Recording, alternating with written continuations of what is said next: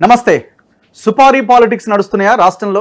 MP ఎలక్షన్స్లో నరేంద్ర మోదీ కేసీఆర్కి సుపారీ ఇచ్చిండు 5 స్థానాల్లో. మహబూబ్ నగర్, జహీరాబాద్, చేవెళ్ళ, మల్కాజ్గిరి. సో ఇట్లా ఒక 5 స్థానాలు పేర్లు చెప్తూ రేవంత్ రెడ్డి నిన్న నారాయణపేటలో జరిగిన జనజాతర సభలో ఒక సంచలన వ్యాఖ్యలు చేశారు. ఇంకొక వైపున బీఆర్ఎస్ ఆరోపిస్తూ ఉన్నది, రేవంత్ రెడ్డి మోదీ చెప్పినట్టుగా వాళ్ళకు ఒక 4-5 స్థానాలు ఇవ్వడానికి వాళ్ళ కోసం పనిచేస్తున్నారని, ఇట్లా ఎవరికి వాళ్ళుగా ఈ సుపారీ పాలిటిక్స్ గురించి, ఈ కుమ్మక్కు రాజకీయం గురించి మాట్లాడుతున్నారు. దీని మీద మనం డిస్కస్ చేద్దాం. నా ముందు అద్దంకి దయాకర్ ఉన్నారు, కాంగ్రెస్ పార్టీ సీనియర్ నాయకులు. దయాకర్ గారు నమస్తే. నమస్తే. సో అటు ఇటు ముందుగా జనాలు చెప్పాలి కదా. సో ఎనీవే, ముందుగా ఈ సుపారీ ఏంటి, ఈ పాలిటిక్స్ ఏంటి? అంటే మోడీ దగ్గర నుంచి కేసీఆర్ సుపారీ తీసుకొని ఒక 5 స్థానాల్లో బీజేపీని గెలిపించడానికి ప్రయత్నం జరుగుతున్నదా, లేదు బీఆర్ఎస్ కానీ మిగతా వాళ్ళు ఆరోపించినట్టు రేవంత్ రెడ్డి పెద్దన్నాని మోదీని సంబోధించిండు, అందులో భాగంగా రేపొద్దున అధికారంలో ఇంకా కంటిన్యూ అవ్వడం ఇబ్బందనో, ఫైనాన్షియల్గా మోదీ సపోర్ట్ లేకుండా నడవడం కష్టమనో భావించి బీజేపీకి ఒక 4-5 సీట్లు ఇవ్వడానికి రేవంత్ రెడ్డే రెడీగా ఉన్నాడు అని ఇటువైపున ఆరోపణ చేయడం, ఈ రెండిట్లో ఏది కరెక్టు, ఏది కాదు? అసలు ఈ సుపారీ పాలిటిక్స్ ఏంటి? ఇప్పుడు ఇండియా డిఎన్ఏలనైతే బీఆర్ఎస్ లేదు, ఇండియా కూటమిలోనైతే లేదు. ఇలా వాళ్ళు పని చేస్తున్న తీరును కనుక గమనిస్తే ఆ సుపారీ తీసుకొని పని చేసినట్టుగా ఉన్నది కాబట్టి ముఖ్యమంత్రి గారు ఆ స్టేట్మెంట్ ఇచ్చిండ్రు. రెండవది, పర్టికులర్గా ఆ స్థానాలని కాదు కానీ వీలైనంత మేరకు బీజేపీకి ఏ విధంగా సహాయపడగలను అని మాత్రమే బీఆర్ఎస్ అంటది. మనం దీన్ని తీసుకొని లిక్కర్ కేసుకు పోను, ఇదే అంశం తీసుకొని ఎప్పుడైనా కవిత లిక్కర్ కేసులో అరెస్ట్ అయిన విషయాన్ని ఎప్పుడైనా కేసీఆర్ గారు ప్రస్తావన తెచ్చిండ్రా? జైల్లో కూతురు ఉంటే కూడా కనీసం ఏమంటాము, విమర్శ పక్కన పెట్టు, ఇది అన్యాయం అక్రమం అని అంటారు కదా, ఎందుకు అనట్లేదు? అంటే మోదీ ప్రభుత్వం చేసింది కరెక్ట్ అంటుండా, లేకపోతే మోదీ చేస్తున్న అక్రమాన్ని చూసి నోరాడట్లేదా? ఆమె తప్పు చేస్తే దాన్ని ఎందుకు నేను రుద్దుకోవాలి, ఇంకా భవిష్యత్ అంతా అంధకారంలోకి వెళ్తుందని సైలెంట్గా ఉన్నాడేమో. తప్పు చేసినట్టయితే కమిట్ అయినట్టే కదా. డౌట్ ఏముంది అందులో? కదా, డౌట్ ఏముంది? మరి మళ్ళీ బీఆర్ఎస్ వాళ్ళు ఎట్లా రోడ్లెక్కి ఎట్లా తెలంగాణ ఆత్మగౌరవం దెబ్బతింటుందని ఎట్లా అంటారు? అదేదో ఒక రోజు సగం రోజు అన్నట్టున్నారు, తర్వాత అంతా సైలెంట్ అయిపోయింది. అంటే వాళ్ళ దాంట్లో వాళ్ళకి క్లారిటీ లేదు. ఎట్ ద సేమ్ టైం ఎమ్మెల్యేలు బీఆర్ఎస్కు, ఎంపీలు బీజేపీకి అని ఎప్పుడూ అగ్రిమెంట్ అయింది. ఇదే సుపారీ, ఈయనకు ఆయన ఇచ్చే సుపారీ, ఆయన ఈయనకి ఇచ్చే సుపారీ. ఎమ్మెల్యే ఎలక్షన్స్లో ఒక 12 సీట్లలో కాంగ్రెస్ ఓడిపోవడానికి బీజేపీ కారణం. తర్వాత వాళ్ళ దగ్గర అప్పుడు నేను చెప్పలేదు సీక్రెట్లు ఉన్నాయని చెప్పింది, నీకు ఒకసారి రివీల్ కూడా చేసిన, మీకు 76 సీట్లలో కాంగ్రెస్ మినిమం గెలుస్తుంది మాకున్న అంచనా, పిఎంఓ అంచనా కూడా. ఎక్కడైతే బీఆర్ఎస్ పడిపోతుందో అక్కడ బీజేపీ బలపడి ప్రయత్నం చేసింది. బలపడి ఏం చేసింది, కాంగ్రెస్ను తగ్గించింది, అట్లా బీఆర్ఎస్ పెరిగింది. బీఆర్ఎస్ 23 నుంచి 26 సీట్ల కంటే కూడా పెరగడానికి అవకాశం లేకుండే. ఓకే, కానీ 80 సీట్లు దాటాల్సిన స్థితి నుంచి మమ్మల్ని 65కు పరిమితం చేయడంలో, ఆ 15 సీట్లలో ఓటమికి బీజేపీ కారణం. కొన్ని చోట్లలో వాళ్ళు విచిత్రంగా గెలిచిండ్రు కూడా. నార్త్లో నిజామాబాద్, ఆదిలాబాద్ జిల్లాల్లో కొంత అసలు 2 ముఖ్యమంత్రులు నిలబడ్డ దగ్గర బీజేపీ క్యాండిడేట్ గెలిచిండు. సో వాళ్ళు ఏంటంటే ఎక్కడ బలహీనంగా ఉన్నదనే దాని దగ్గర కాన్సన్ట్రేట్ చేసిండ్రు. ఇప్పుడు బీజేపీకి వ్యతిరేకంగా బీఆర్ఎస్ పనిచేసే అవకాశమే ఉండదు. చేస్తే పెర్ఫార్మెన్స్లో బీఆర్ఎస్ బీజేపీని మించితే తగ్గాల్సిందే, తగ్గుతారు, అది ఉద్దేశపూర్వకంగా తగ్గుతారు. ఆ పరిస్థితిని వాళ్ళు కేసీఆర్ కొని తెచ్చి పెట్టుకున్నాడు. ఒకటేమో కేసులతో, రెండేమో తప్పనిసరిగా నేను ఎంపీలను మీకు ఎక్కువ రావడానికి నేను ఉంటా అని చెప్పి సుపారీ తీసుకున్నట్టుగానే భావించాల్సిన పరిస్థితి వచ్చింది ఈ ఎన్నికల్లో. మరి కవిత అరెస్ట్ అయింది కదా, జైల్లో ఉంది కదా, బెయిల్ వస్తలేదు కదా. కవిత అరెస్టు కేజ్రీవాల్ అరెస్ట్కి ఎరా. కేజ్రీవాల్ ఆ రోజు నేను ఢిల్లీలోనే ఉన్నా, కేజ్రీవాల్ ఆఫీస్లో మా పొత్తు చర్చ జరుగుతున్నది. ఆ రోజు సాయంత్రమే CBI ED meeting, internal meeting. నువ్వు ఆ పొత్తును ఒప్పుకుంటే, అప్పుడు అంటే ప్రెషర్ మీటింగ్ కాదు, పొత్తును ఒప్పుకుంటే నువ్వు అరెస్ట్ అవుతున్నావు.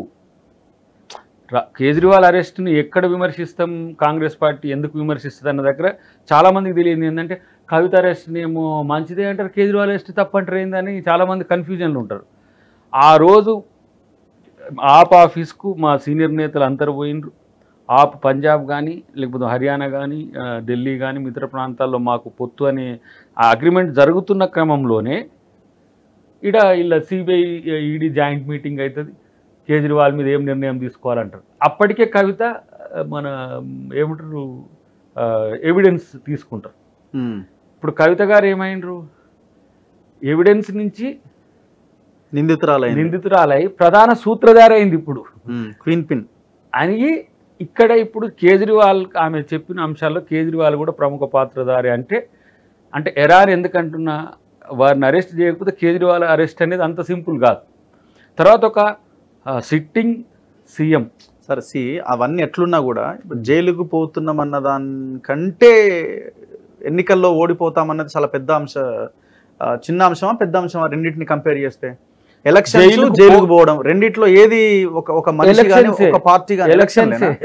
అరే కేసీఆర్ గారు ఇప్పుడు వారి కూతురు గారు పోయినట్టు స్పందన లేదు కదా. మీరు అంటున్నది ఎట్లుందంటే, సరే కూతురు జైలుకు పోయి వస్తే అయిపోయి మళ్ళీ టీఆర్పీ పెంచుకోవచ్చు అని. టీఆర్పీ ఎవరి కోసం అంటే ఏదో అన్నట్టుగా వెనకటికి సూర్యుడు ఉండదు, బావ కళ్ళలో ఆనందం కొరక అన్నట్టు బీజేపీ కళ్ళలో ఆనందం కోసం కేసీఆర్ సుపారి నాటకం. డిఫెన్స్ గేమ్ కాదా? లీడర్ అనేవాడు, పార్టీ అనేవాడు ఎప్పుడు అఫెన్స్ లో ఉండాలి. మీరు నియోజకవర్గాల పేర్లు చెప్పి మరి ఆ నియోజకవర్గాల్లో బీజేపీ గెలవబోతుంది అని చెప్పే ప్రయత్నంగా లేదా ఇది? నియోజకవర్గాలు చెప్పడం అక్కడ బీజేపీ బీఆర్ఎస్ ఒకటే అని చెప్పడం ఒక ఎత్తు. సుపారి తీసుకున్నారని చెప్పడం ద్వారా మా కార్యకర్తలు కూడా అలర్ట్ చేయడమే, మేము ఇంకా బలంగా పనిచేయాలనేది. ఎందుకంటే అక్కడక్కడ వాళ్ళు పనిచేస్తున్న తీరు, బీఆర్ఎస్ పనిచేస్తున్న తీరు గమనిస్తున్నాం కదా. కొన్నిటికే కేసీఆర్ గారు పోతున్నారు. మీరు మీటింగ్ కనుక చూస్తే అన్నిటికి పోతారో లేదో తెలియదు.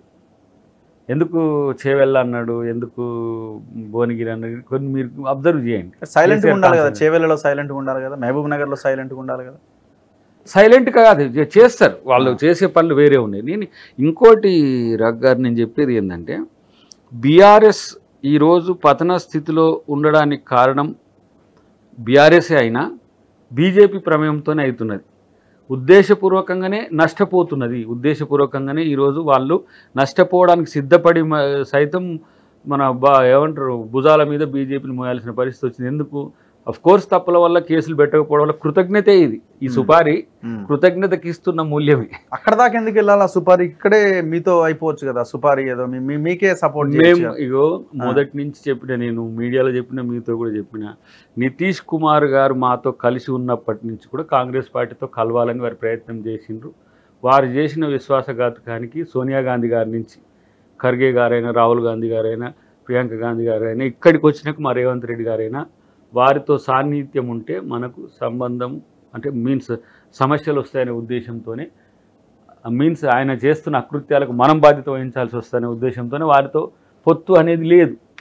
అసలు ఎందుకు ఉండదు అని అంటే కూడా మాకు ఇమ్మీడియట్గా శత్రువు, తెలంగాణకు శత్రువే కేసీఆర్ గారు అయినప్పుడు మేము వారితో ఎట్లా కలిసి ఉంటాం? అవకాశమే లేదు. ఓకే. సో ఆ క్రమంలో వాళ్ళ మధ్యన ఇప్పుడు చాలామంది బీజేపీ మిత్రులు ఏం చెప్తారంటే, మేము ఎప్పుడు వారితో పొత్తు లేవు, అసలు మాకు వాళ్ళకి సంబంధమే లేదు, మేము ఎప్పుడు ఏమైనా కాంగ్రెస్ పార్టీతో 2004 పొత్తు ఉందని చెప్తూ ఉంటారు. కానీ టీడీపీతో కలిసి ఉన్నప్పుడు పొత్తు ఉన్నమాట వాస్తవం. ఇది అపవిత్ర పొత్తు ఇప్పుడు జరుగుతున్నదని కూడా 100 సార్లు చెప్పినా నేను. అయోధ్య రాముని కాడ ప్రమాణం చేద్దామా, లేకపోతే భద్రాద్రి రాముని కాడ చేద్దామా? కొంచెం ఈ మధ్య వాళ్ళకు రాముని మీద ప్రేమ ఎక్కువైందిగా బీజేపీ వాళ్ళకు. మీకు వాళ్ళకి ఏ సంబంధం లేదని చెప్తే మీరైనా కొడదాం, మేమైనా కొడదామని ఎందుకన్నామంటే, మాతో కలిసి లేరు వాళ్ళు ఎక్కడ కూడా.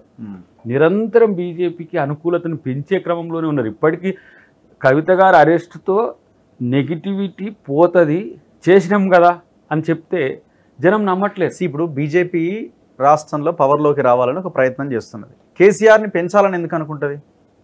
కేసీఆర్ పెరగడం వల్ల కాంగ్రెస్కు తగ్గే, ఎక్కడ ఏదో సినిమా డైలాగ్ ఉంది, బీఆర్ఎస్ అనేది మొత్తం లేకుండా పోతేనే కదా బీజేపీ ఆ ప్లేస్ ఆక్యుపై చేయడానికి అవకాశం. ఒక దగ్గర పెరిగితే మంచిది, ఒక దగ్గర తగ్గితే మంచిది వాళ్ళకు. అదే సినిమా డైలాగ్ ఉంది కదా, ఎక్కడ తగ్గాలను కాదు ఎక్కడ పెరగాలను అనేది తెలిసి వీడంటారు చూసినా. అట్లా ఇప్పుడు ఈ తుకుడాన్ని వాడుకుంటుండ్రు, మిగిలిన బీఆర్ఎస్ తుకుడాన్ని వాడుకుంటుండ్రు. దాన్ని తర్వాత ఎటు చేస్తారో ఎటు స్టేజ్లు వేస్తారో తెలియదు, కానీ అది బీఆర్ఎస్ వాళ్ళకు కూడా అర్థమవుతున్నది చాలామందికి. చాలామంది బీఆర్ఎస్ వాళ్ళు బీజేపీకి పోవడం కూడా అంతర్యం అదే. ఎంపీ క్యాండిడేట్లో కొంతమంది పోయినరు, కింద క్యాడర్లో కూడా కొంత చరణం ఉండి కాంగ్రెస్కు మెజారిటీ వస్తుంది. ఇప్పుడు మా పరిస్థితి ఏమున్నదంటే, మేము లోకల్ లీడర్షిప్ను కన్విన్స్ చేసి వీలైతే అంతో ఇంతో బతిలాడి బీఆర్ఎస్ నుంచి చేరికలను బీజేపీ నుంచి చేరికలను కూడా మేము చేర్చుకోవాల్సి వస్తుంది. ఎందుకంటే ఇన్ని రోజులు బీఆర్ఎస్తో కొట్లాడిన ఎవరైతే కాంగ్రెస్ నాయకత్వం ఉంటుందో మళ్ళా వచ్చి వాళ్ళు ఇక్కడనే ఉంటే మా పరిస్థితి ఏందని చెప్పి రాపోతున్నారు. అల్టిమేట్గా ఇంకొక ఎలిగేషన్ అంటే మీ పార్టీ మీద రేవంత్ మీద వస్తున్నది ఏంటంటే, అసలు రేవంత్ రెడ్డి ఏ నియోజకవర్గాల పేర్లు అయితే చెప్పిండో ఆ నియోజకవర్గాల్లో బీజేపీకి ఫేవర్ చేస్తూ ఇది ఇంకొక వారి మీద ఎత్తేసే ప్రయత్నం తప్ప, ఆల్రెడీ వీళ్ళు ఈ నియోజకవర్గాల్లో ఓడిపోవడానికే రెడీ అయినారు. వాళ్ళు అందులో భాగంగానే ఎక్కడెక్కడో క్యాండిడేట్స్ని వేరే పార్టీల నుంచి తీసుకొచ్చి పెట్టినారు, ఒకరి దగ్గర నుంచి పెట్టాల్సిన వాళ్ళు ఇంకో దగ్గర పెట్టిరు. ఇట్లా ఈ ఆరోపణ ముందు నుంచి ఉన్నది కదా. ఇప్పుడు వాళ్లకు కొంతమందికి టికెట్లు రావడానికి వారు కూడా కృషి చేసిన పరిస్థితి మీకు తెలుసు, ఇప్పుడు మీరు అన్న ప్లేస్లలో. కాబట్టి రేవంత్ రెడ్డి గారు తెచ్చిన ప్లేస్లలో ఓడగొట్టాలని కుట్ర కూడా బీఆర్ఎస్ చేస్తుంది. రెండవది, ఓడగొట్టడానికి తను పార్టీతో కొట్లాడి టికెట్లు ఎట్లా ఇప్పిస్తాడు వాళ్ళకి. సపోజ్ మా భువనగిరి ఉన్నది, అది చాలా అందరిని ఒప్పించి, మీకు తెలుసు వెంకటరెడ్డి గారిని కానీ, అటు రాజగోపాల్ రెడ్డి గారిని కానీ, ఇటు ఎవరు ఉత్తమ్ గారిని కానీ, ఇట్లా కన్విన్స్ చేయాల్సిన పరిస్థితి వచ్చింది. 11th అవర్లో అది ఓకే అయిపోయిన పరిస్థితి. అంత ఓడిపోవడానికి కిరణ్ గారిని పెట్టాల్సిన అవసరం ఏమున్నది. కాబట్టి ఇలా ఎవరైతే తను అనుకుంటున్న అభ్యర్థులు లేకపోతే ఎక్కడైతే మోడీ కోసం అని అంటున్నారు, మోడీ కోసం అని అంటున్నారు. ఇంతకుముందు ఇంట్రోలో చెప్పినట్టు రాష్ట్రం రేపు నడవాలి అని అంటే మోడీ సపోర్ట్ కావాలి. అసలు మోడీ వస్తాడా రఘు? చర్చ అదే జరుగుతుంది. మోడీకి ఎన్ని ఇప్పుడు మీకు అంచనా చెప్పండి. సరే, వాళ్ళు అంటున్న 400 కాకపోయినా బొటాబొటితో 410 400 వస్తాయి. వాళ్ళకి ఎట్లా వస్తాయి? వాళ్ళకి మార్చిన ప్రకటనలు చేశారు. నాకేమో మంచి మాటలు రావు. వాళ్ళ పరిస్థితే ఇప్పుడు ఒక రోజు 270 ఉండే, వారం రోజుల క్రితం 230 180 దగ్గర వచ్చి ఆగుతారు. వాళ్ళు చూడు, సింగిల్ లార్జెస్ట్ పార్టీగా ఎదగడానికి అది ఉండడానికి వాళ్ళు ప్రయత్నం చేస్తున్నారు. ఇప్పుడు చాలా విచిత్రమైన పరిస్థితులు. మీరేమో ఏందో అంత తెలంగాణలో బీజేపీ వస్తున్నది, సౌత్లో వస్తున్నది. అరే ఈ 129లో వాళ్ళు గెలిచేది 3ో 4ో ఇక్కడ అక్కడ. ఏది మన ఏంది ఏపీలో, తమిళనాడు ఈడ. ఓకే, పోతే కర్ణాటకలో వాళ్ళు మాతో పోటీగా ఉన్నారు. మొత్తం సౌత్ నుంచి 15 వస్తే గొప్పే. నార్త్లో ఉన్నాయని బీక్తున్నాయని అంటుంటే వాళ్ళ కంటెండర్లు ఇప్పుడు ఎవరైతే వీళ్ళతో భయపడి పోటీ చేస్తున్నారు, భయపడి వీళ్ళతో కలిసి పోటీ చేస్తున్నారు, లైక్ ఎవరు టీఎంసీ లేదంటే నితీష్ కుమార్, ఇంకొంతమంది బీఎస్పీ లాంటి వాళ్ళు ఎక్కడైతే కలిసి పోటీ చేస్తున్నారో వాళ్ళు గెలిస్తే కూడా వీళ్ళతో ఉంటారని నమ్మకం లేదు. కాబట్టి అంత వ్యతిరేకత అక్కడ ఉంటే ఇప్పుడు ఏమవుతుందంటే వేగంగా బీఆర్ఎస్ పడిపోతున్న క్రమాన్ని చూసి కంటెంపరీగా కాంగ్రెస్కు పోటీ బీజేపీ అనుకుంటుంటారు. వ్యవస్థ విధ్వంసం అవుతున్న బీఆర్ఎస్ ఎటుపోతుంది అనేది మీకు ఎవరికి అర్థం కావట్లే. బీజేపీకి చేరికలు ఎక్కడ ఉంటున్నాయి? మాకేమో విస్తృతమైన చేరికలు. ఇంకా సమస్య ఏమవుతుందంటే పాయింట్ అదే కదా. ఇక్కడ పాయింట్ ఏమైపోయిందంటే కాంగ్రెస్ ఏమో పార్టీ బలంగా ఉంది, క్యాండిడేట్స్ వీక్ అయిపోయినారు. బీజేపీ మీ అంత బలంగా లేకపోయినప్పటికీ వాళ్ళ క్యాండిడేట్స్ బలంగా కనిపిస్తున్నారు. మీరు కంపేర్ చేయండి. మాకు కూడా ఆంధ్రప్రదేశ్ లో మీరు చూస్తే పల్లం రాజు గారు అట్లా కాదు కదా, ఎట్లా కంపేర్ చేస్తాం? వాళ్ళు బలమైన మాజీ మంత్రులు, ఒకప్పుడు బలము, ఒకప్పుడు బలం. ఇప్పుడు బీజేపీకి అదే బలహీనమైన పరిస్థితుల్లో బలం కోసం బీజేపీ పాకులాడుతున్నది. అది కూడా బీఆర్ఎస్ ని కేక్ లాగా తింటూ, అంటే బీఆర్ఎస్ ను ఒప్పిస్తూ మెప్పిస్తూ ఇట్లా చేస్తున్న పరిస్థితి. నేనేమంటున్నా అంటే అన్నిటికంటే వాళ్ళు చేస్తున్న ప్రయత్నాలు ఏంటంటే తెలంగాణలోనైనా మాకేమైనా పోయినసారి వాళ్ళకి 4 వచ్చినాయా? పోయినసారి 4 వచ్చినాయి. మరి ఎందుకు ఎవరు బండి సంజయ్ గారికి, ఎందుకు అరవింద్ గారికి, ఎందుకు కిషన్ రెడ్డి గారికి, ముఖ్యంగా మంత్రి ఎందుకు వీళ్ళకు వ్యతిరేకత? ఒకవైపు స్వయం బాపురావు అయితే తీసేసినట్టుంది, ఏది ఆదిలాబాద్, వేరే నగేష్కి ఇచ్చినారు. సో అక్కడ తీసేసిన పరిస్థితి ఏంది? ఇలా ఎదురీగుతున్నాడు కిషన్ రెడ్డి గారు, ఇటువైపు వీళ్ళిద్దరు ఒక ఆయనేమో ఏమంటాము వ్యతిరేకతను ఎదుర్కొంటాడు, ఇంకొక ఆయనేమో పోటీ పడుతున్నాడు. ఇక్కడ వినోద్ వర్సెస్ మన ఎవరు సంజయ్ గారు, ఇంకా ఇప్పుడు ప్రవీణ్ గారు వస్తారా, మల్లన్న వస్తాడా, ఇది చర్చ జరుగుతున్నది. రేపు ఎల్లుండి అవి కూడా అవుతాయి. సో అక్కడ ట్రయాంగిల్ ఉన్నది, ఒక దగ్గర వ్యతిరేకత ఉన్నది, ఇంకో దగ్గర క్యాండిడేట్ని తీసేసి ఈయననేమో ఏంది సికింద్రాబాద్ నుంచి జూబ్లీహిల్స్కి ఎదురెక్కుతున్నాడు. కాబట్టి ఇవాళ క్యాండిడేట్లు ఉన్న వాళ్ళే, గెలిచిన వాళ్ళకే దిక్కు లేదు. ఓకే, కొత్త వాళ్ళని తీసుకొస్తే ఏముంటుంది తర్వాత? ఇప్పుడు మీరు అన్న దాంట్లో నరసయ్య గారు, మన ఈటల రాజేంద్ర గారు వీళ్ళ ప్రస్తావన చేస్తున్నారు. ఉప ఎన్నిక తర్వాత ఈటల రాజేంద్ర గారి పెర్ఫార్మెన్స్ తగ్గిపోయాయి. నరసయ్య గారిది ఇప్పుడు చర్చ జరుగుతున్నది, ఏది ఓబీసీ అని ఇట్లా ఇట్లా అని చెప్పేసి. ఓకే, కానీ అంత అఫెన్సివ్గా వాళ్ళ ఎమ్మెల్యే క్యాండిడేట్స్ వాళ్ళు ఎవరైనా ఉన్నారా? క్యాండిడేట్ బాగా ఉండి తర్వాత మనోడు కూడా ఉన్నారు, ఇక్కడ రఘునందన్ కూడా నడుస్తుంది ఇటు మన మెదక్. సో వాళ్ళు క్యాండిడేట్ బలంగా ఉన్న క్యాడర్ లేదు. క్యాడర్ ఉంది, క్యాడర్ ఉంది, క్యాండిడేట్స్ ఎవరైనా సరే ఈటల మీద ఆడబెట్టినారు. ఎంపీ నేనా. సో కాబట్టి మల్కాజ్గిరి కూడా మీరు చూస్తారు, భువనగిరి మీ నియోజకవర్గం కూడా చామలని పెట్టిరు. అవును, లోకల్ తర్వాత పని చేసినోడు నువ్వు అట్లాంటి ఎట్లా చాలా మాకు నేను ఇంతకు ముందు అనుకునే దానికంటే 12-14 మధ్యన ఉండాల్సిన ఇది కాస్త ఇంకా బలంగా మారుతున్నది. కొన్ని ప్రాంతాలు 17 వస్తాయన్నట్టు చెప్తున్నారు మీరు. 15 దానికి టార్గెట్ పెడుతున్నాం. ఇప్పుడు నార్త్ మీకు అనూహ్యమైన పాజిటివ్ పెరుగుతున్నది, నార్త్ తెలంగాణ.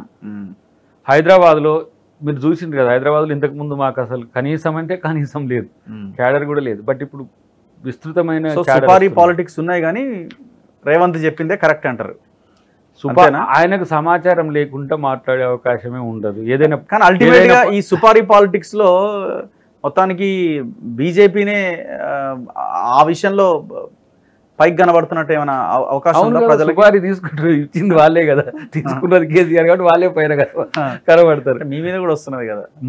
ఇంకో నేను ఒకటి చెప్పనా, రేవంత్ రెడ్డి గారి మీద వివిధ రకాల రూపంలో ప్రచారం చేసి, వివిధ రకాల రూపంలో అబాండాలు వేసి, వివిధ రకాల రూపంలో చేస్తే ఆయనకేదో నష్టం జరుగుతుంది అనుకుంటున్నారు.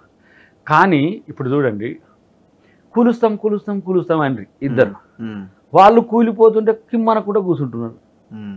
మళ్ళీ వాళ్ళు వస్తారండి అట్లా తీసుకుంటారు, అప్రజాస్వామ్యం టీఆర్ఎస్ వాళ్ళు చేసినట్టే మీరు చేస్తారండి. మరి వాడు కూలుస్తారంటే ఎట్లా కూలుస్తారా మరి అని ఆడుగారు ఎవరు?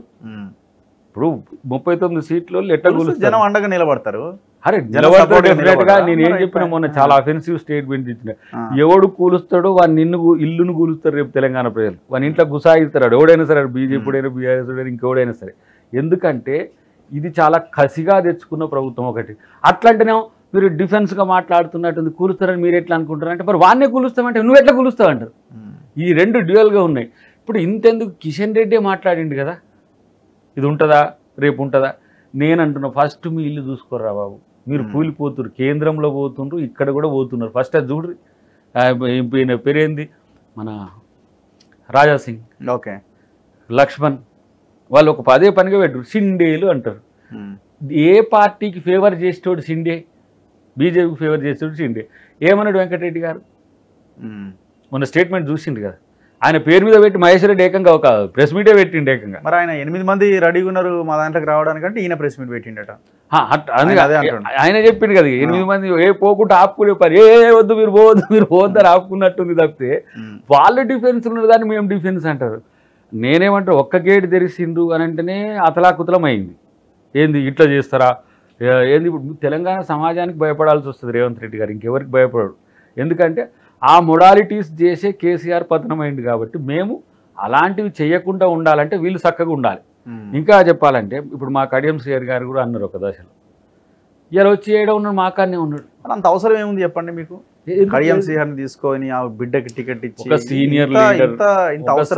సీనియర్ లీడరు, పార్టీ అధిష్టానం కూడా ఆలోచించింది కాబట్టి కింది స్థాయిలో అందరు కూడా మేము యాక్సెప్ట్ చేయాల్సిన అవసరం ఉంటుంది. ఎందుకంటే కొన్ని సందర్భాల్లో ఇప్పుడు సునీల్ కన్గోల్ గారు కానీ లేకపోతే సర్వే టీమ్స్ కానీ అవి చెప్తున్న అంశాలని గమనించాల్సిన అవసరం ఉంటుంది. ఒక పాయింట్, ఇవాళ 2 కాంట్రాడిక్షన్ వార్తలు కనిపిస్తున్నాయి. చెప్పు. ఒకవైపు ఏమో రేవంత్ రెడ్డి నిన్న మీటింగ్లో చెప్పిండు, ఏమని 5 నియోజకవర్గాల్లో బీజేపీ కేసీఆర్కు సుపారీ ఇచ్చింది అని అంటాడు.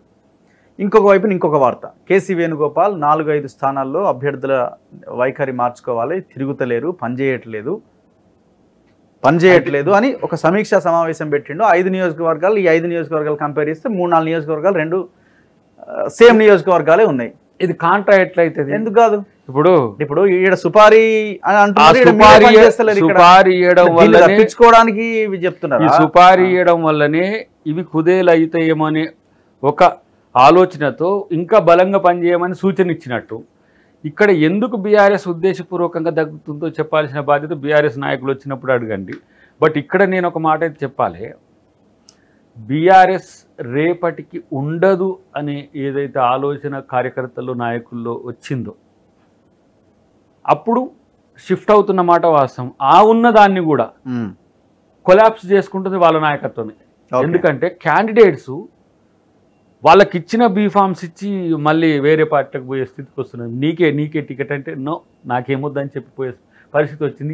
ఇక ఒకవైపు ఏమో కాంట్రడిక్టరీ మీరు చేస్తారేమని, బలంగా బీఆర్ఎస్ కొన్ని ప్రాంతాల్లో ఉంది, బలంగా బీజేపీ కొన్ని ప్రాంతాల్లో ఉంది. ఏ ప్రాంతాల్లో ఏ పార్టీ లేదు. ఇప్పుడు కాంగ్రెస్ హవా నడుస్తుంది అంతే. కాంగ్రెస్ది రేపు మీకు ఎంపీ సీట్లలో మా బలం చూసిన తర్వాత ఓహో అండర్లైన్గా ఇది జరిగిందా అనే చర్చ వస్తుంది. సో నిన్న రేవంత్ మాట్లాడిన దాంట్లో ఒక చిన్న స్టేట్మెంట్ ఉంది. 14 ఎంపీ సీట్లు గెలిపిస్తే ముదిరాజులకు మంత్రి పదవి ఇస్తామని అన్నారు. Is this right statement? మీకు కరెక్ట్ అనిపిస్తుందా? సోషల్ యాంగిల్ గురించి మీరు మాట్లాడతారు కదా, కరెక్ట్ స్టేట్మెంట్? చాలా మంది స్టేటస్లు పెట్టుకుంటున్నారు తెలియక. సింగిల్ లార్జెస్ట్ కమ్యూనిటీస్లో ముదిరాజ్ కానీ, మాదిగ కానీ, రెడ్డి కానీ, తర్వాత యాదవ్ కానీ, గౌడ కానీ, ఇక్కడ కొంచెం సింగిల్ లార్జెస్ట్ కమ్యూనిటీస్లో ఒక 5-6 కమ్యూనిటీస్ ఉంటాయి పెద్దవి. ఓకే. ఆ క్రమము ఈయన అబద్ధపు ప్రచారాలు చేయడం, శుష్క వాగ్దానాలు ఇవ్వడం వల్ల చాలామంది ముదిరాజు మిత్రులు కొంత వాళ్ళకు టిల్ట్ అయ్యారు. ఏది ఆ చేపలది సంబంధించి ఏదో కిట్ ఇదంతా. కాబట్టి ఇవాళ మేము డెఫినెట్గా ఓబీసీకి రేపు మంత్రివర్గాల్లో తర్వాత రాజకీయ ప్రాధాన్యతను పెంచాల్సిన అవసరం ఉంటుంది. Not even Mudiraj, but that is one of the biggest community. కాబట్టి మేము అష్యూర్ చేయడానికి ఒక 14 గెలుచుడైంది, మంత్రి పదవి ఇచ్చుడైంది. 14 గెలవడం ఇంపాసిబుల్ అంటే మంత్రి పదవి వివరణ. అది నీ ఆలోచన. 14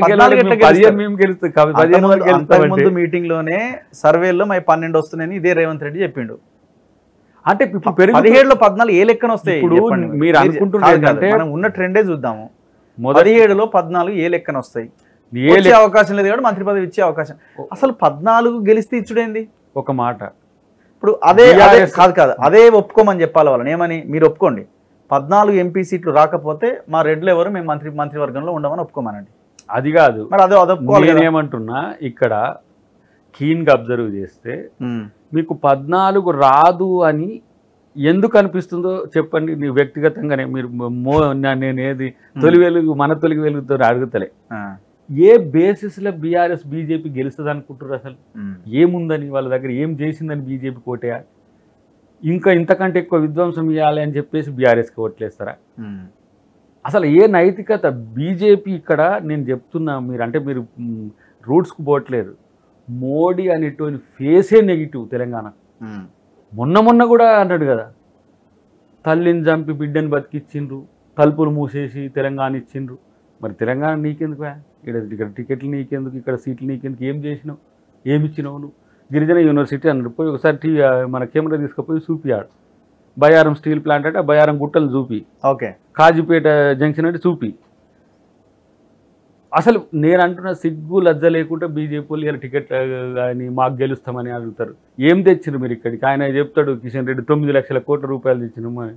మరి బీఆర్ఎస్ వాళ్ళు అంటారు మేము 14 లక్షల కోట్లు మీకు మా స్టేట్ నుంచి ఇచ్చినామని. తెలంగాణ కొత్త రాష్ట్రం ఏర్పడ్డాక తెలంగాణకి ఇచ్చింది ఏంది, వాళ్ళు ఆంధ్రప్రదేశ్కి ఇచ్చింది ఏంది? ఆడనైతే ఖాతాలు వేసుకుంటుండ్రు.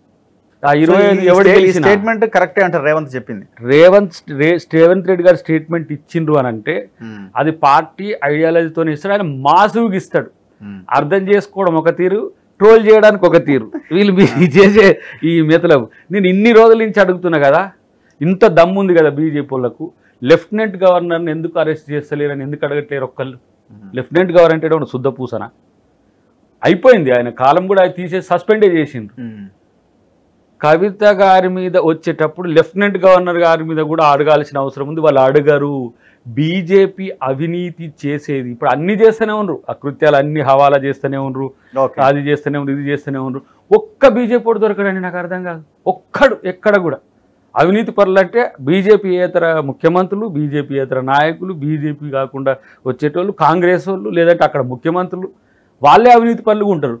వీడు దేశాన్నే బొక్కి తింటాడు, వీడు అవినీతి పరుడు కాదు. Okay, last question. ఇంతకీ మీ మిత్రుడు రాజగోపాల్ రెడ్డి అండ్ వెంకటరెడ్డి చామల కిరణ్ కుమార్ రెడ్డిని భువనగిరిలో గెలిపిస్తారా, ఓడిస్తారా? థంపింగ్ మెజారిటీతో గెలిపిస్తారు. ఎందుకంటే వ్యతిరేక వర్గం కదా. ఇప్పుడు రేవంత్ మనిషి అక్కడ ఎంటర్ అవుతున్నంటే నల్గొండని ఎట్లా వదులుకుంటారు అది అంత ఈజీగా? అది మా గుప్పిట్లోంచి వెళ్ళిపోతుంది. అది గతం. ఇప్పుడు భవిష్యత్తు మీరు చూస్తారు, ప్రస్తుతం జరుగుతున్నది మీరు చూస్తున్నారు. రాజగోపాల్ రెడ్డి గారే ఆ రోజు అన్నను గెలిపించడానికి వచ్చినా, ఈరోజు తమ్ముని గెలిపించడానికి వచ్చినా అని చెప్పేసి కిరణ్ కుమార్ రెడ్డి గారి గురించి అంటున్న పరిస్థితి చూడండి. రెండవది, ఈ అంతర్గతంగా ఉండే చిన్న చిన్న స్పర్ధల్ని ఎక్స్పోజ్ చేసిన మీరు చూడండి 2-3 డేస్కి ఆ ఇష్యూ కనుమరుగైపోతున్నది. మీరు ఇప్పుడు మన కావ్యమ్మ ముచ్చట చెప్పిండ్రు వరంగల్ని, ఏదిగా ఎంత రాద్ధాంతం జరిగినా ప్రజలు అల్టిమేట్గా జరుగుతున్న పరిణామాలని తర్కం చేసుకొని చూస్తారు. దీంట్లో ఎంత స్టాండిటీ ఉన్నది, ఏం ట్రోల్స్ చేసినా ఏముంటుంది దాంట్లో ఉంటుంది. మంత్రి పదవి కోసం ఇక తప్పక గెలిపించాల్సిన సిచ్యువేషన్ ఎట్లా? ఇప్పుడు మంత్రి లాక్ చేసిరా? మంత్రి అనేది ఇప్పుడు ఇక మళ్ళీ ఫ్రెష్. ఈ 6 వచ్చిన వాళ్ళు ఎవరు, పోయిన వాళ్ళు ఎవరు, వచ్చిన వాళ్ళు ఎవరు, దీన్ని బట్టి ఈక్వేషన్స్ ఉంటాయి. కానీ ఇప్పుడు ఆడ గెలిపించకపోవడం అనేది జరగకుండా ఇవాళ అంత ఒక శ్రద్ధతోనే ఆ పనంతా చేసిండు ముఖ్యమంత్రి గారు. అంటే నా క్వశ్చన్ ఒకటి, ఇప్పుడు రేవంత్ ఫ్రెండ్ చామల కిరణ్ కుమార్ రెడ్డిని గెలిపించడానికి రాజగోపాల్ రెడ్డి ఇంటికి వెళ్ళి అందరు కూర్చోబెట్టి మంచిగా తిని అంతా సెట్ చేసుకొని వచ్చారు కదా. మరి మీరు అదే నల్గొండ జిల్లా నాయకుడు కదా, మరి ఎన్నిసార్లు వెళ్ళి వీళ్ళని కలిసి మాట్లాడి సెట్ చేసే ప్రయత్నం చేశారు? చాలా సార్లు చెప్పిన రఘు, అంటే అడిగిన రికార్డ్ అయిద్దని చెప్పారు. అడిగిన రికార్డు కదా, మరి మీ విషయంలో కూడా నా విషయంలో నేను రేవంత్ రెడ్డి గారికి వ్యక్తిగతంగా ఏమంటే ఒక ఆత్మీయుని దగ్గర ఉన్ని, నేను నాకు వచ్చి బతిలాడాల్సిన అవసరం ఉండదు. మేము కలవాలనుకుంటే కూడా సమస్య ఉండదు. మీ దగ్గరికి రావాలి, నా దగ్గర అవసరం లేదు. వాళ్ళు మాట్లాడుకోవచ్చు కదా, అరే మనోడు నాకు దగ్గరగా ఉన్నాడు, నాకు ఉపయోగపడతాడు, ఇంకోటి అని చెప్పి సెట్ చేయాలి కదా. ఇప్పుడు తన ఫ్రెండ్ ని సెట్ చేసుకున్నాడు కదా ఎంపీగా. రేపు నా చివరికి రాజగోపాల్ రెడ్డి భార్యకి టికెట్ అడిగితే దాన్ని కాదని ఫ్రెండ్ ని సెట్ చేసిండు కదా. నా కోసం ఆయన రేపు సెట్ చేయబోయేది చూసి నువ్వు కూడా సంతోషపడతావు. అంటే నేనెప్పుడు కూడా ప్రాబ్లమేటిక్ కాను అనే ఉద్దేశంతో కూడా నన్ను ఎప్పుడు ఆ విషయంతో చూడడు. ఇప్పుడు కలుస్తున్నప్పుడు, ప్రతిసారి కలుస్తున్నప్పుడు కూడా మాతో ఉండే ఆ బాండింగ్ కూడా ఉంటుంది కదా, వ్యక్తిగతంగా ఉండే బాండింగ్. బట్ తన కోసం ఆగడం అనేది కాదు, నా భవిష్యత్తు కోసం కూడా నేను చాలా ఓపికతో ఉండాల్సిన పరిస్థితి. ప్రతి దాంట్లో నీకు చివరిలో ఇది చెప్పాల్సి వస్తుంది. కానీ ఇంకొకటి, ఇప్పుడు వాళ్ళ ఇంట్లో కూడా చాలామంది రాజకీయాలకు రావాలన్నా కూడా వాళ్ళకు మీరు ఆగండి అని చెప్తే ఆగగలిగినారు. తిరుపతి అన్నైనా, కొండలన్నైనా, మిగతా అట్లనే దయాకర్ కూడా ఆగిండి అనుకోరాదు. ఇది ఎక్కువ అయిందా నీకేమైనా? కాదు, కానీ అది వాస్తవం. ఎందుకంటే నువ్వు నవ్వుతుంటే చూసి అంటున్నా, డెఫినెట్గా ప్రతి సందర్భంలో ఆ అంశాల పట్ల చర్చ వచ్చింది. వరంగల్ అయినా, కంటోన్మెంట్ విషయంలో కూడా చర్చ వచ్చింది. లేదు, నేనైతే యాక్సెప్ట్ చేయను. మీ వాదనతో నేను యాక్సెప్ట్ చేయాలనుకుంటే చెయ్యాలా. ఇప్పుడు ఆయన మీద దాడి జరుగుతున్నప్పుడు మాట్లాడగలిగే వాళ్ళు రేవంత్ చుట్టూ ఎవరున్నారు చెప్పండి? నేనంటున్నా మీలాంటి వాళ్ళు ఉంటే కదా, ఉంటేనే అదొక ఆరావ్ అనేది ఉంటది. ఇగో ఇప్పుడు నేను ఏదో వస్తుందని చెప్తే కూడా బాడీ లాంగ్వేజ్ ఇది వస్తున్నాయి.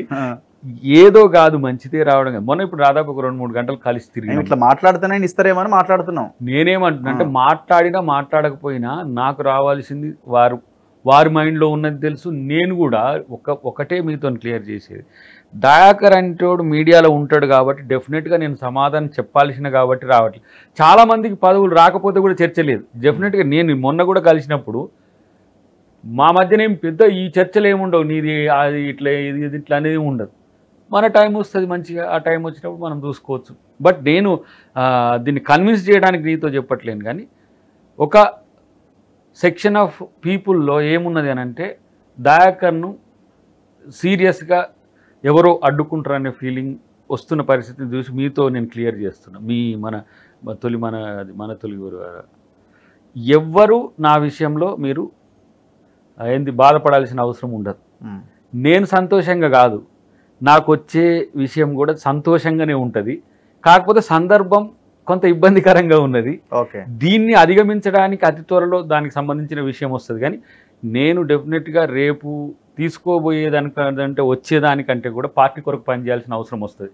పుసుక్కున అని చెప్పిన నీకు రేపు బీజేపీ కనుక వస్తే పుసుక్కున అని చెప్తున్నా, మళ్ళీ వస్తుందని చెప్పి అనేరు వస్తే మాలాంటి వాళ్ళ పని ఎక్కువ అవసరం. ఆ రోజు హోదాల కంటే కూడా వ్యక్తిగా అద్దంకి దయాకర్ అవసరం. తెలంగాణ ఉద్యమంలో దయాకర్ అవసరం ఎంత ఇంపార్టెంట్ ఉండనో మీకు తెలుసు, మీలాంటి వాళ్ళకి తెలుసు.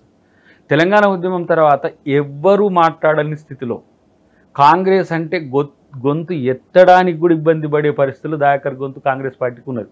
రేపు ఉంటుంది, ఎల్లుండి ఉంటుంది. ఇది తెలియని వ్యక్తి కాదు ఎవరు, మన రేవంత్ రెడ్డి గారు. కాబట్టి నాకంటే నా గురించి, నాకున్న బలహీనతల గురించి, నాకున్న బలాల గురించి ఎక్కువగా తెలిసినవాడు, నాకు సహోదరునిగా ఉన్నవాడు ముఖ్యమంత్రి అయింది. కాబట్టి అసలు నేను ఎలాంటి సమస్యను కూడా ఫీల్ కావట్లేదు. నేను ఎందుకు ఈ మాట ఇంత బిందాస్ ఎంతుండు. ఒక మిత్రుడు అన్నాడు, దయాకర్ ఏదో పెద్దది ఆఫర్ చేసి అంటే మీన్స్ ఏదో పని చేసి పెట్టినట్టుందని. నేను ఇట్టి ఫైరవీలు పనులు ఇవన్నీ నా లక్ష్యం కాదు. ఇక్కడ కాంగ్రెస్ పార్టీకి ఏదైనా నష్టం వచ్చినా లైక్ హనుమంతులు లెక్కన అట్లనే కొట్లాడుతూనే ఉంటా. ఎవరెటు పోయినా ఎవరు వస్తారు, ఎవరు వస్తూనే పోతూనే ఉంటారు. మా ముందు వచ్చిన వాళ్ళు పొయ్యి వచ్చిన వాళ్ళు ఉన్నారు, లబ్ధిపోయిన పోయేటోళ్ళు ఉంటారు, వచ్చేటోళ్ళు ఉంటారు. అది నాకేం సంబంధం లేదు. బట్ దయాకర్ టుడే 2 తెలుగు రాష్ట్రాల్లో ప్రతి వాళ్ళు తెలియని వాళ్ళు కూడా కలిసి మీ ఓపికకు మెచ్చుకోవాలి దయాకర్ గారు అంటే ఇది ఓపిక కాదు, సందర్భం వచ్చింది. ఇలాంటి ఒక అదృష్టం కూడా వచ్చింది. అద్దంకి దయాకర్ లాంటి వాడు వెయిట్ చేస్తున్నాను.